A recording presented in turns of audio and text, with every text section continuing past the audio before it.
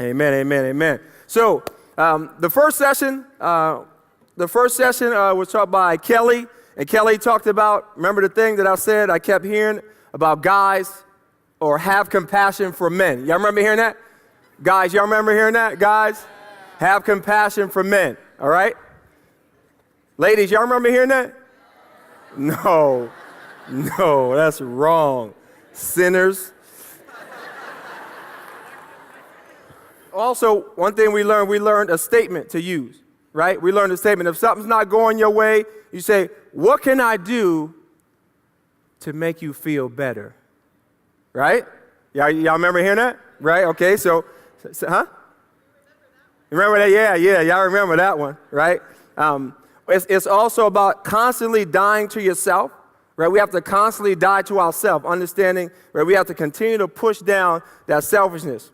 And then, did you want your feelings cherished or your thinking respected?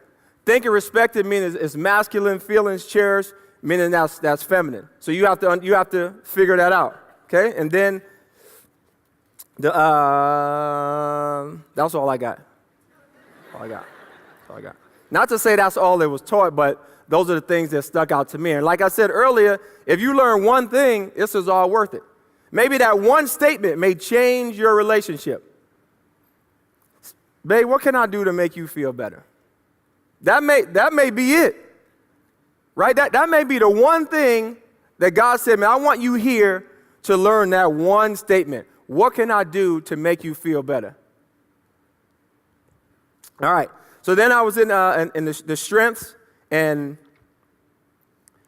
I don't know if you know about all about strengths, but I would encourage all of you to make sure, go through your strengths so you can understand who you are. They did an exercise, a listener and a tapper, and you had to turn around, and then they showed a song up on the screen, and then you had to tap on the person's shoulder, the rhythm to the song, and see if they guess it. Like happy birthday, like, can y'all hear that? No, you can't hear, because I'm tapping, right? But it's like, well, you can't hum either, but you have to do that. And really, what that was about, that's, again, understanding who you are. Understanding how God has wired you, understanding how God made you. I'm going to go through some things to show how different we are. And then Mary talked about God good to great in marriage.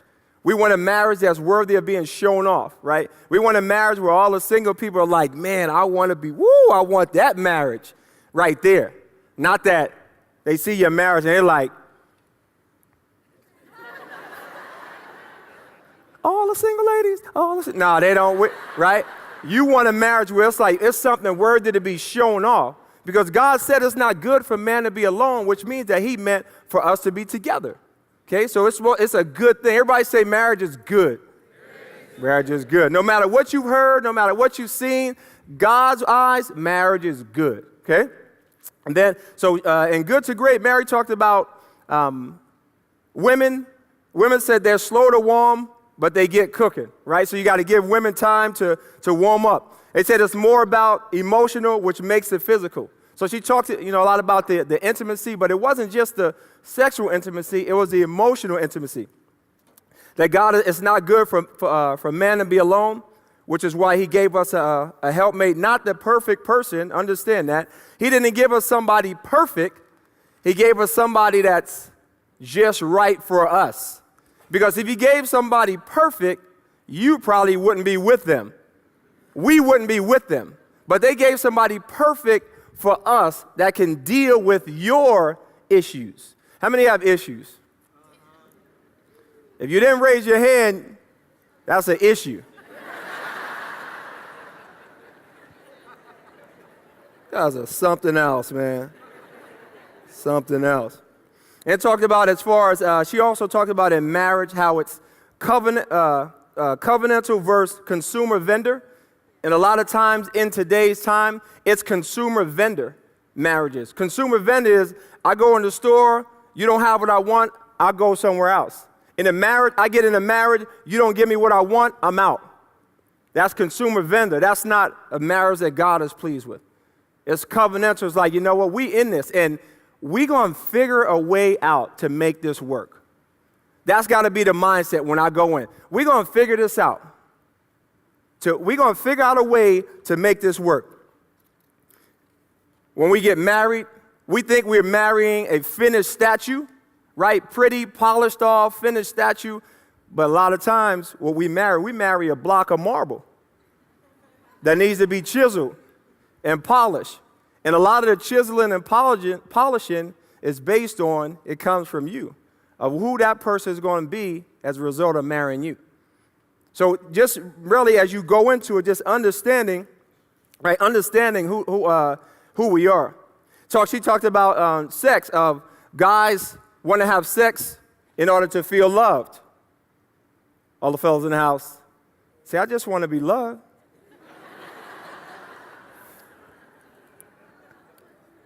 It's okay, it's okay. So guys want to have sex to feel love. Women want to feel love first in order to get into the mood. Okay, so you have to just really understanding the emotional connection of that. And then growing to griping. She talked about always assuming the best. Don't assume the worst, but assume the best. Enjoy the season that you're in. You're not in a relationship right now. Enjoy it. Enjoy the fact that you get to go home and you can kick your shoes off and nobody's telling you got to pick them up. Enjoy it. I'm not saying marriage is bad. Marriage is an incredible thing, but enjoy your time because allow God to use this time right now to prepare you, right, to prepare you for who you want God to bring you, okay? Then guard your own heart. You have to make sure you guard your heart because if you don't guard it, nobody else is going to guard it. You have to guard your heart.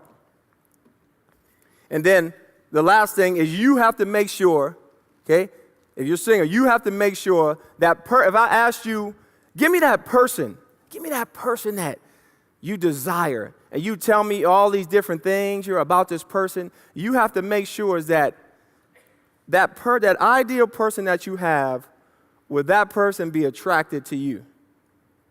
Because if that person wouldn't be attracted to you, then you have to be praying, God, help me to become that person that the one that I want would be attracted to. And then the last one talked about from Scott. It talked about never giving up, holding out for God's best, not just settling. Okay, not just settling, but holding out for God's best. If you are single or not in a relationship, you should have a list. I always tell, whenever I talk to single people, I say, let me see your list of negotiables and non-negotiables. You should have a list. Why should you have a list? Because you should know if I meet somebody, I get into a relationship, before I get into a relationship, if you've got some non-negotiables, it's a done deal. Like I'm not going to waste my time, waste my heart space, right? I'm not going to give you a piece of my heart if they're non-negotiable. So you have to make sure that you have a clear list, because this is real. We're affected most. Our lives are shaped the most by those who love us really well and those who have hurt us really deeply. That's who affect us. It's not just those who love us.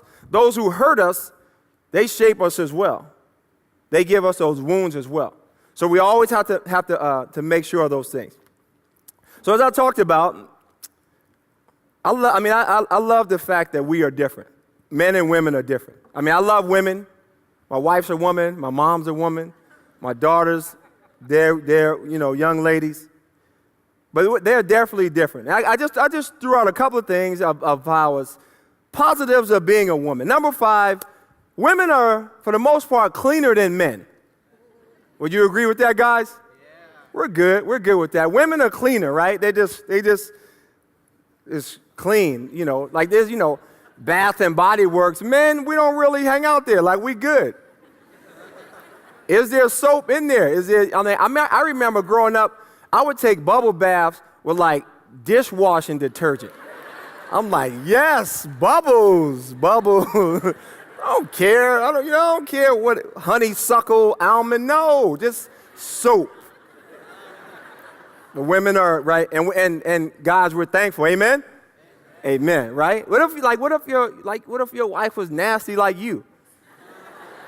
right? It's like, nah, you smell so good. You don't, right? So women are cleaner than men. Number 4, women are multitaskers. Amen. It's funny that women are multitaskers, but men who multitask are called ADD. I don't know how that happened. Number three, women forgive easier. Overall, women are more forgiving than guys. Women are more forgiving, for sure, okay? Number 2, when you ask a woman a story, she gives you all of the details, right? Like you get everything. The weather, how she was feeling, what the kids ate that morning, how fast she was driving, what time the sun rose, like everything. And the number 1 positives of being a woman is that women can produce life. Yes. Number 5, here's the guys. Guys, I love the guys. Guys, number 1 is guys are low maintenance. Pretty much for the most part, most guys are low maintenance. I know now with the whole metro, guys are more high maintenance now. But back in the days, guys are low maintenance, okay? Number 4, guys live by the 5-second rule. Is it 3 or 5? 5, right? That's back to the cleaner things. We go to a restaurant, there's hair in my wife's food. Oh. Forget it. Hair in my food, I'm like, dang, that's a long piece of hair. And I'm in there. I don't care no hair, dude, whatever. So we live by the 5-second rule. Drop it, 3, 4, 5, we pick it up, we good, we keep going. Low maintenance. Guys tell stories to the point, like ESPN. I don't have to watch the whole game. Give me 2 minutes, tell me who won, let me see the last shot. Well, that game was awesome. Good. I'm good. Number two, guys, women have a special time of the month. Guys also have a special time of the month, but it's on Sundays during football season. That's it. And number one positive about being a guy is we cannot produce life, and we're okay with that. Amen? Amen. Yes. All right. So how many married people in the house? Married people, okay? Married. Well, I just want to inform, marriage in itself is not a great accomplishment. I believe as I looked it up, I believe they said 20 to 23,000 people got married in San Diego County last year. But we know that only half of those people have a successful marriage. So it's really about a successful marriage, not just marriage. Anybody can get married, right? You don't need to do anything to get married. You can meet somebody Tuesday at 7 a.m. and on Tuesday at 7 p.m., you can say, yeah, let's get married. All right, let's do this. It takes nothing to get married, but to have a successful marriage, it takes work. So really understanding that is that it's not just about getting married, but it's about having a successful marriage. So knowing that fact, half of marriages still end in divorce. Those of you who are married, you still are willing to take a chance.